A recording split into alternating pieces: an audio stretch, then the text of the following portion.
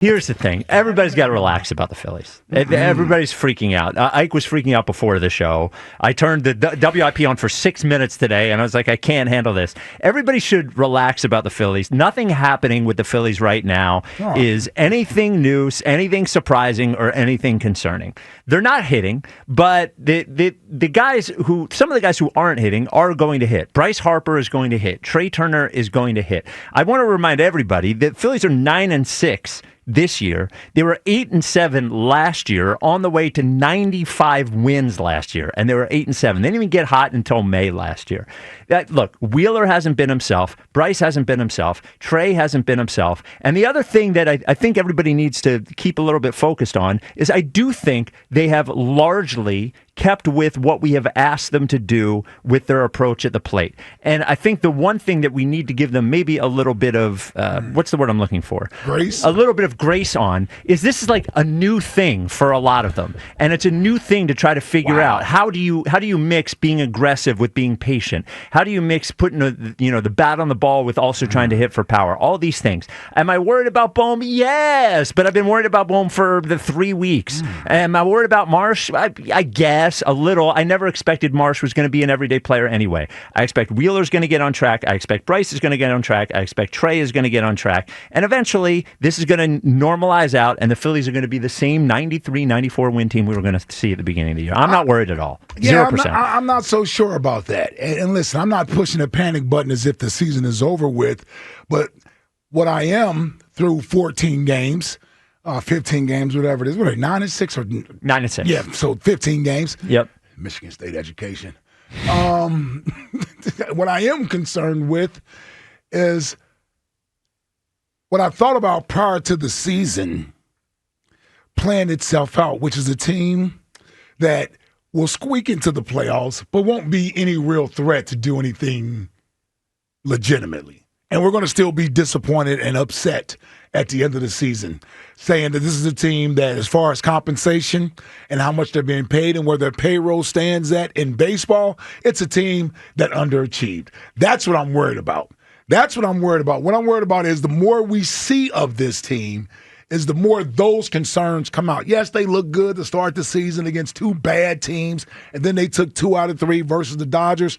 I'm not saying that was nothing, but again, they won the series against the Dodgers last year, and that didn't amount to anything as far as the Phillies go. Like they were better than the Dodgers last year, right? When they faced them the majority of the time, and it didn't mean anything. But what I've seen in Atlanta and what I've seen in St. Louis, you're finishing 2-4 on a 6-game road trip where, quite frankly, I mean, Schwarber looked good for 1 game. Castellanos looked good for 1 game. Anybody else look like anything? Bryce had a home run in the game. That was awesome, him and Trey. But I think those were the only hits in the game for them. I don't, like, no one has looked good. And I know Bohm has stunk, and I know Marsh stinks as far as what we expect from them. But here's the thing. Those aren't the guys who are supposed to carry you. Your stars aren't playing like star players. Now, back of the baseball card says they'll eventually reach their level, and maybe they will. Maybe they will. And then maybe that's when we discover that the bottom of the lineup, the outfield, isn't good enough to be anything significant this year. But right now, I would like it if my star players were carrying the load. I would like it if I'm not even going to blame Zach for what happened yesterday. It happened. Oh, well. He's probably the most reliable person on the team outside of Bryce.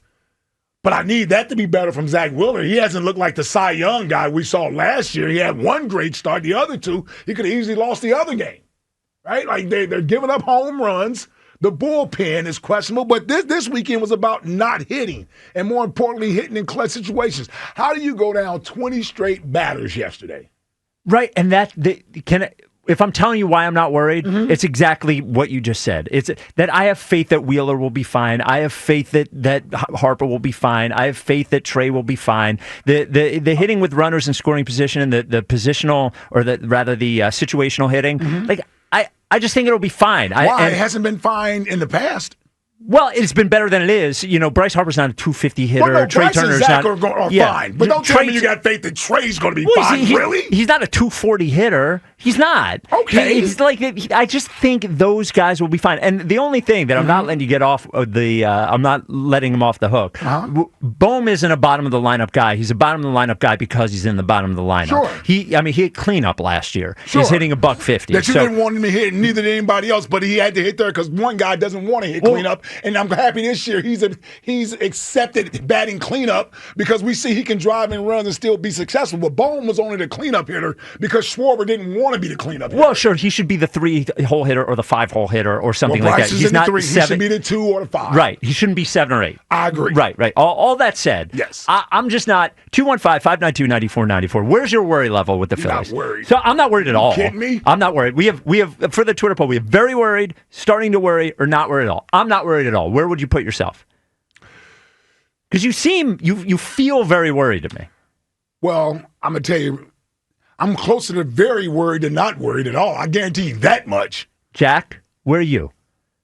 So I'm definitely more on these very worried versus. Okay, I was getting ready to worried. say I want to hear an actual. Well, you're damn right you should be. Yeah, I mean, listen, I think they're going to find some things offensively. That's totally fair. But at the same time, you know, we keep saying Trey's back of the baseball card, Trey's back of the baseball card. Well, what I'm starting to worry about is this.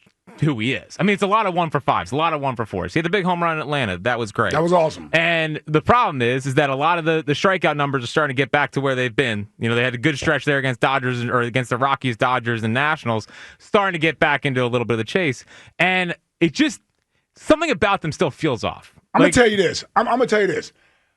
I was wrong, and so were a lot of people. And the sooner we admit that we were wrong, the better off this team will be, and they can get back to playing baseball the way they are accustomed to playing baseball. And when I say I was wrong, it's because I wanted them to change their approach at the plate. All this nonsense about changing the approach at the plate, they've over-exaggerated it. We are a singles and barely a doubles hitting team right now. Does anybody besides Schwarber have more than 1 home run?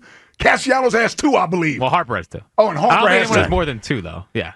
Right? Nobody does it. No. We can't abandon it after 9 games. Or after 15 games. They're 9-6. Sure I can. They're 9-6, which is like a 90-win pace. This is a weak hitting baseball team. They will be fine. We're watching it. None of them are comfortable doing it. Alec Bohm looks like a damn AAA hitter now because he's now being singled out as the only one who wants to remain true to who he's always been as a baseball player. And everybody else is trying this nonsense about not chasing and watching pitches. And what is it leading to? It led to 21 strikeouts the first game of the season. You told me that 19. was productive. 19. Whatever it was, it felt like 21 strikeouts. I can't believe after 15 games like with strikeouts. 15 games, which would say they're 9-6. We're like I'm tired of it. Abandoned. Let these guys go back to doing insane. what they do, man. At least they can go down doing and being who they are. I'm telling you, the longer we stick with this nonsense about not chasing pitches and chase rates and watching, this is not what they're accustomed to doing. So now they get up there and they look at pitches and they are behind in the count. And next thing you know, we're hitting weak flyouts and weak ground outs because we've let at least 2 or 3 good pitches go by because, we can't swing early. Give them a chance to figure it out. Let me tell you. Yeah. This team is in trouble if we don't get out of this nonsense of chase rate. I'm not telling you that some of it isn't valid and good. I'm just telling you, I think they've gone so far the other way that none of them look like themselves. I got Bryce Harper up here. He looks like a regular baseball player to me. When you're trying to fix something, when you're so far one way, the best way to figure it out is to go far the other way to find where the middle is. They will find where the middle is. I'm confident. I don't want them to freak out. I don't want them to abandon what they've committed to. I don't want them to say all of a sudden we just need to be who we were last year, because who we were last year wasn't good enough. Who's hitting better right now? Schwarber's the only one. Schwarber's hitting better. Right. He's the only one I can see that's hitting better than he was last year. Give it time. They have the highest walk rate in baseball. Awesome. all that, and not driving in any runs. They're not driving in any runs. They will. By the way, we have 215-592-9494. Worry level. Are you Ike worried or Spike worried? I guess that's what you can say. Abandon, abort mission, abort mission. Go back to doing what you know how to do best. Swing freely. Nah, well, hold on. Because when we see that, though, that's when we want to jump. Actually, you know what I'm going to tell everyone to do? Swing freely. Don't listen to Ike. Don't listen to Ike. 3 words. Trust the process. No. Hell no. Trust the Does it just feel good? All right.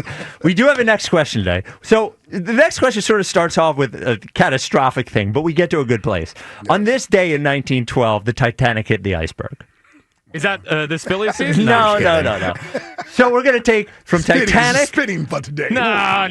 This is Sixers. No. You leave the Phillies out of this. Best start in 15 years. What we're going to do is take from the Titanic hitting the iceberg. It is true. 9-6. Yes.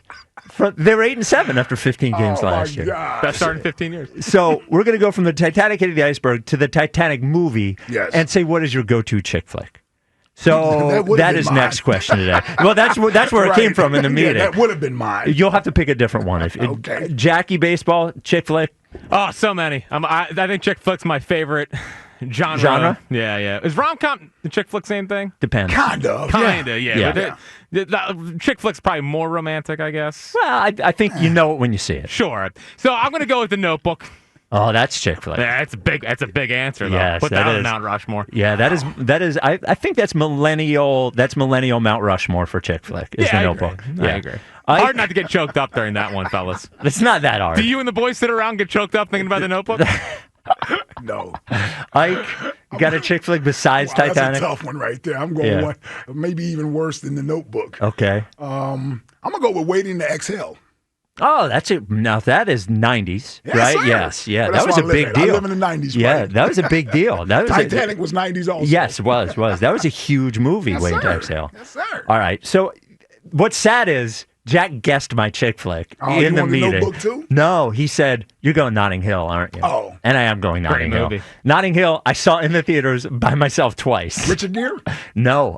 A Hugh Grant. Hugh Grant. Yeah, Hugh Grant, Julie Roberts. It was one of them. Yeah, Hugh Grant and Julie Roberts. I love that movie. Dude, prime Hugh Grant was a problem. He was a problem. Then he became a problem. That's the only movie he had. That's not true. What else did Hugh Grant Let me get on his IMDb. Yeah, he had a run. Yeah, get on his IMDb. What is it, IMBD? IMDb, Internet Movie Database. Yeah. You're so smart. No, I'm just, look, I have a page. Episcopal? I have a page. I have an IMDb page. I do. You have an IMDb? I do, because I have producer credit. What? I do. I am Santa Claus. Come on. Documentary. Ike. 4 Weddings and a Funeral. Big answer. That is, 4 Weddings and a Funeral was a big movie. No. About a Boy. Another big movie. Love Actually. Bridget Jones. Love Actually. Bridget Jones. Also. Okay, I'll give you Bridget Jones. Yeah. He had a run. Those other ones are terrible. Dude, he had a bigger run in the 90s than Jordan. That's all I'm saying. Oh, enough. All right. 215-592-9494. Very worried about the Phillies. Not worried at all. I'm whittling it down to that. Get worried. 215-592-9494.